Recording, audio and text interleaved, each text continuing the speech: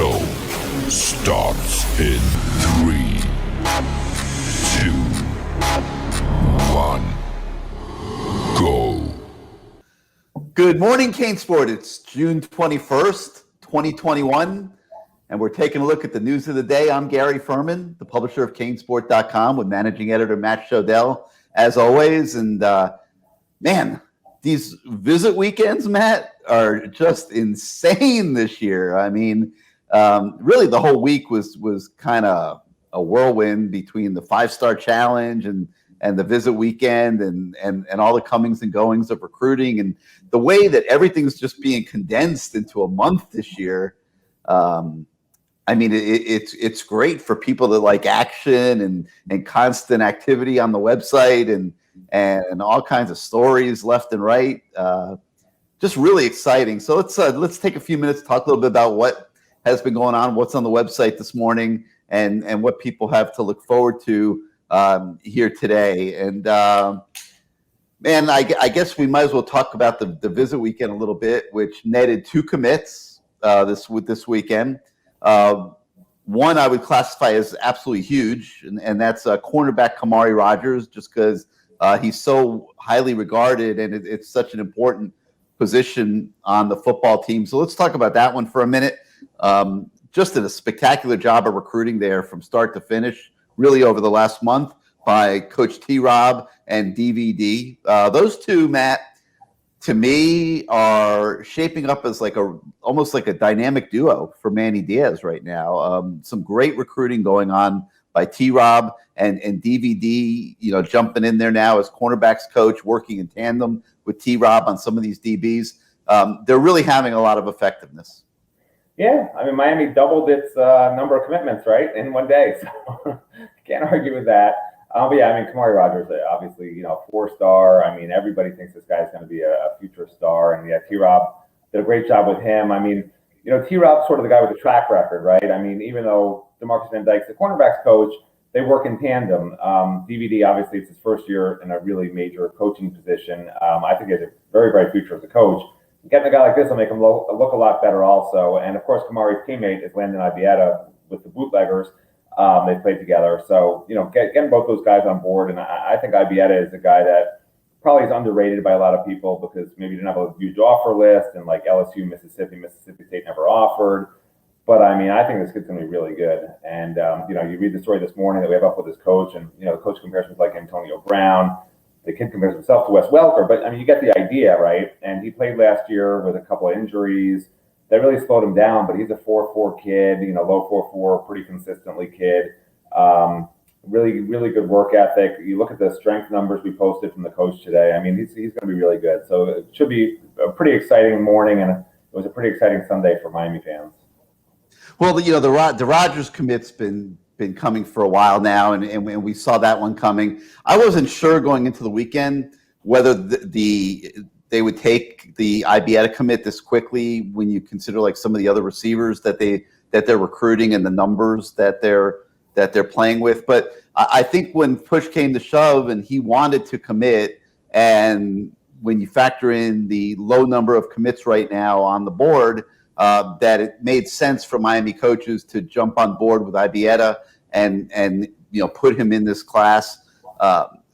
I'm going to be interested to see how that one works out. He's more of a slot possession type guy.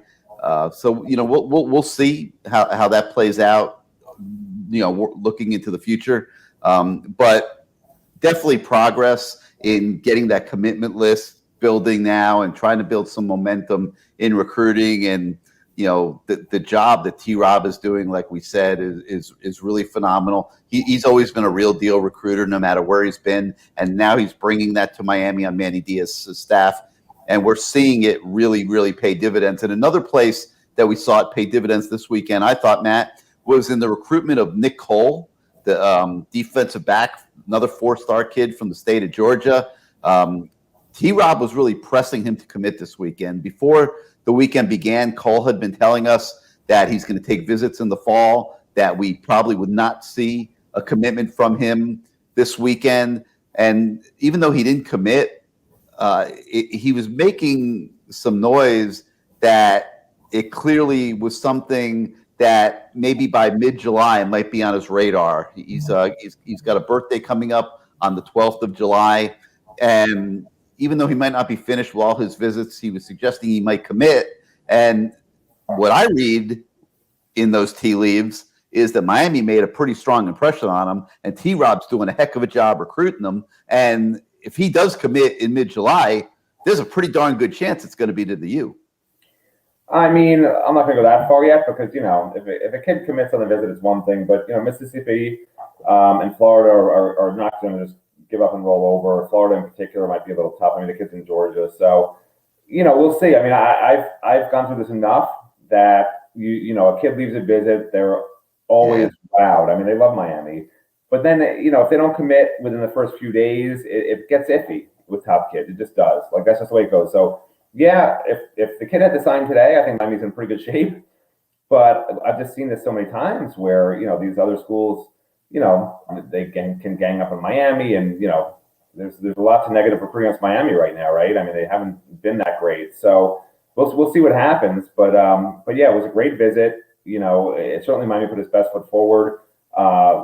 It's good that Miami's very much in his picture and will be in the equation to the end. I'm not ready to go out and say he's going to pick Miami, but I'm trying to get everybody fired up, Matt. Don't buzzkill it. People are looking for. Okay. All right, I take it back. He's coming.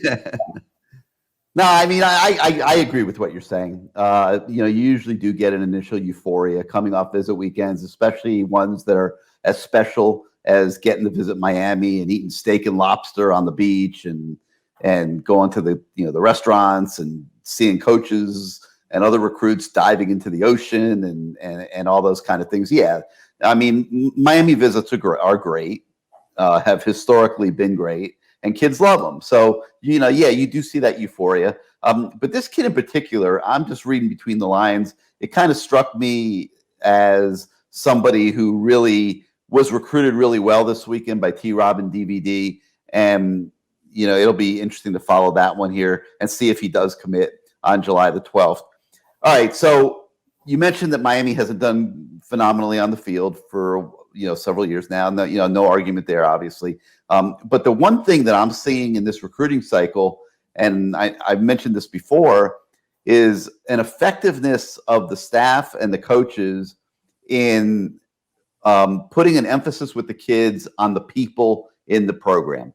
And, we obviously know a lot of these people, the coaches, the support staff and all that. And that is a selling point. I mean, these are great dudes and and they're the kind of guys that the kids and their parents are going to like. So rather than get distracted trying to explain, the negative aspects of things that have gone on the field, the coaches and staff are putting this great emphasis on the relationships and the people factor of the program, and it seems to be having an effect on people. I mean, Wesley Besaint, the linebacker from Miami Central, told us yesterday that, he felt like he saw a lot of things on his visit this weekend that were very favorable and felt really good about the coaching staff. Same thing with linebacker Ja'Cory Thomas. Looks like he could be making a decision now in early July as well. And he talked very highly of his time with the coaches and staff. Defensive end Anthony Lucas from Arizona, a kid that's being recruited by Notre Dame, Oregon, FSU, Alabama, LSU. His dad, believe it or not, even though he wasn't an athlete, actually did go to Miami. But he spoke very highly of his experience and the coaches and everything else. So we're seeing a pattern. Offensive lineman Andrew Chambly, he's committed to Arkansas. He told us that that Miami's now very firmly in his picture after his visit. Same thing with Keanis Thompson, the defensive end from upstate. Miami's doing really well there. So we're seeing a pattern, Matt, with all of these kids in how they feel about the coaches and the support staff at Miami. Yeah, I mean, look, like I said, the visits have gone as well as they possibly can. But in the end, you got to get the kids, and that's why I mentioned Nick Cole and some other guys. Like, it's not how the official visit goes. And I mentioned this to you before. I sort of wish. I mean, the kids who are committing in July and August, yeah, bring them in June. But for these kids who sort of waited out and I'm signing on signing day, I don't understand why you bring them for officials now. Bring them in the fall, be their last visit. Bring them for a game, especially the team's doing well. That's huge. Kids aren't going to remember what happened in June when they go on 3 other official visits, in September, October, November, and sign in December. So the longer recruitments go on, the worse it is for kids who wound up visiting Miami and other schools in June. And so Miami has to really do well by the end of July. I mean, a lot of these kids are deciding by then. Those kids, if they pick Miami, it worked out great. If not, you already see, like Miami, I was talking to, obviously, the Henderson twins. We have a story up this morning about them. And their coach said this visit was hurriedly set up. Well, does that mean now Chris Graves is a kid they're worried about not getting him now, or somebody else? Some of the cornerbacks that came in to visit on the first visit date. So, when you see things like that happen, you do get a little concerned that, maybe, Miami coaches are hearing some things that maybe aren't as positive about some kids they thought they were going to get. And, as this thing moves forward and you see them start recruiting Plan B kids, Plan C kids, they're not going to hit a home run at every position, but you want them to hit a home run at most of the positions. So have they put their best foot forward with the visits so far? And there have been, probably about 30 of them already. Yeah, I mean, big time. But you got to get the kids. They have 4 commitments on board. I like all 4 of them. I'd like to see them have 10 really good commitments, by the time, mid-July hits. That may or may not happen. But you'd have to be the goal. If that doesn't happen, they're going to wind up having to go to some Plan B kids for the fall, and there could be some new names that emerge. That's not really where you want to go with recruiting. So, to declare that this is a win for Miami, it's premature, but everything's been great so far. I really have no complaints about anything they're doing. Just I'd like to see some more commitments come in, but I think nobody would. Yeah, but like you said, you don't want Plan B and Plan C commitments. That's been the problem the program's had for way too many years. Loading up on Plan A. They're trying for Plan A. It doesn't always work. They're trying. That's what we've asked for. Yeah, but you try for these guys, and they're trying. Yeah, I just hope they don't get to Plan B and Plan C, because that's what's been weighing them down, in my opinion, for so long. And no disrespect to any one individual or whatever, but let's be honest, the roster has not been what it needs to be, and that's because way too many commitments / signings have been taken through the years that didn't work out and maybe shouldn't have been taken. So I like that they're being a little more selective this year. I'm not bothered by the low number of commitments right now. I think once kids get through all these visits, that decisions will start being made and those numbers will go up. All right. So on the website this morning, everyone, you've got a whole lot of reading material on the weekend visits and a lot of cool stories, and it'll give you a real good feel for where these kids stand in their recruitment and update you on all of that. One other real cool thing that I thought was pretty funny that happened this weekend, Matt, was that a week after all the recruits jumped in the ocean, after they have lunch at Smith and Walensky on Saturday afternoon, they typically go walk the beach. And last week, everyone hopefully remembers that a bunch of players jumped into the Atlantic Ocean on that walk on the beach. Well, this week, after the coaches found out that Kamari Rogers had committed, Rob Likens, the receiver coach, and DVD and T-Rob all took off for the water and jumped into the ocean with all their clothes on. So it's fun. It's goofy. I'm not sure that a kid commits because the coaches are goofy and like to have fun or whatever, but I think it's part of the overall message that they're trying to send. Like, we have good people here. We have fun people here. This can be a really neat place for you to go to college for 3, 4, 5 years.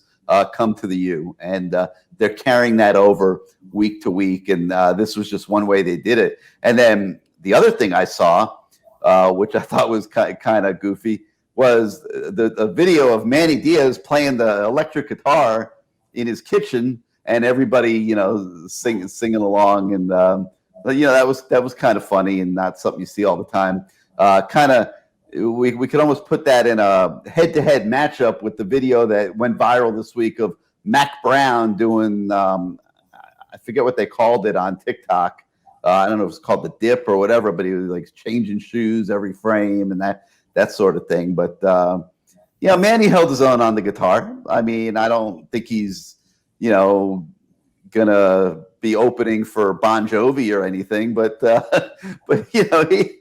he held his own, I thought. So it was all good and in fun. All right, so a couple other things on the site this morning. We've got an analysis of wide receiver commit. Quan Lee decided to visit Central Florida this weekend. So we've got an analysis on that that you'll find interesting. A young man named Markeith Williams, who was supposed to visit this past weekend, didn't make it. He's coming in today for a 2-day visit. So we'll advance that a little bit. And then we'll also have further analysis on the IBETA commit. Matt had a nice conversation yesterday with his coach and got some additional insight on that. So a lot for you to absorb today on CaneSport.com. There's sure to probably be more breaking news as the day goes forward. A lot to be excited about. And, I think that those of you who were looking for momentum in recruiting are finding it. Matt, any closing thoughts? No, I mean, I do like, the guitar and the ocean thing. I think it's kind of funny. I find it like the coaches are sort of trying to separate themselves from other coaches. I mean, you're not going to see Nick Saban and his staff jumping in the ocean or playing the electric guitar. Their whole shtick is we're professional. We're going to wear suits. We're going to get to the NFL.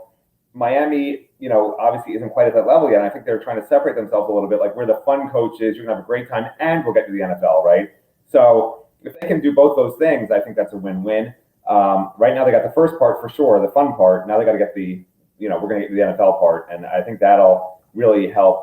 That's probably the most important piece. So make it fun and make it professional, and they'll be in good shape.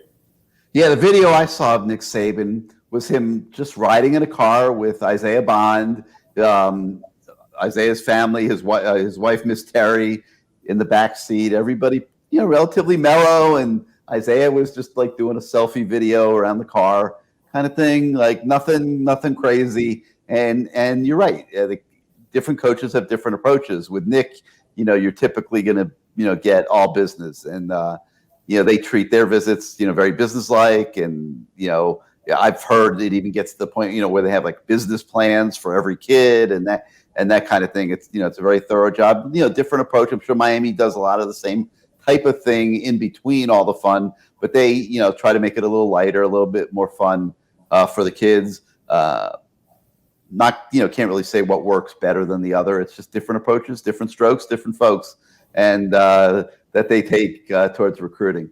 All right, well, that's going to do it for today. We hope you guys enjoy everything on the site. A lot of really good stuff there. We'll be coming back at you soon with another Good Morning CaneSport. Until then, we'll say goodbye, everybody.